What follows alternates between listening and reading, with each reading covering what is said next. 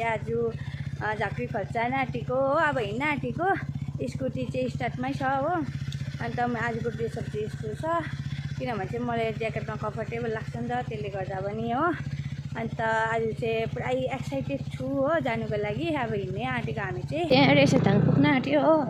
तर यहाँ बाटै फेरि खतरा रहेछ नि त, यहाँ उचालेर थेचालेर मार्न आँटिसकिसक्यो हो। बमै दुखिसकिसक्यो, पुरा बेसी कच्ची रोड रहेछ अहिले हो। अन्त पहिला त राम्रो थियो, अहिले चाहिँ यस्तो घिनलाग्दो भएको रहेछ यहाँको बाटो चाहिँ हो। यहाँ तल गेटमा पुग्न आँट्यो हो।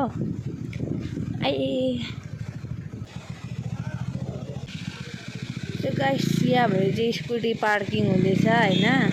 यहाँ पर टिकट पनि काट्नुपर्छ, अब कति रुपियाँ लाग्छ गएर हेर्नुपर्छ हो। यहाँ राख्दा हुन्छ होला हौ। मेरो फोनको क्यामेरा चाहिँ त्यस्तो दामी छैन, तर भए पनि हेरिराख्नुहोस् हो।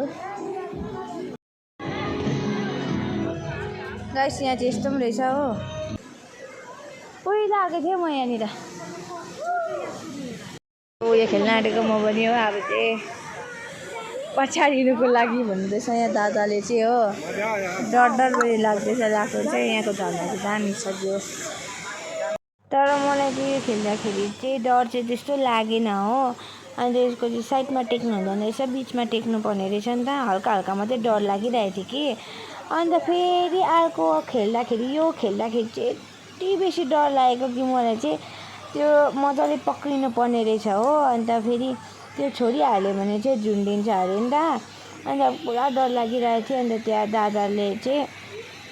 दादाले मलाई हालिदिनु भएको थिएन, यही खेलाउने दादालाई चाहिँ सँगसँगै हिँड्नु ल परसम्म भनेर चाहिँ दादालाई पछि त्यहाँ परसम्म चाहिँ मैले लगेँ हो। साथी लड्छ भनेर कस्तो डर लागिरहेको थियो नि त मलाई।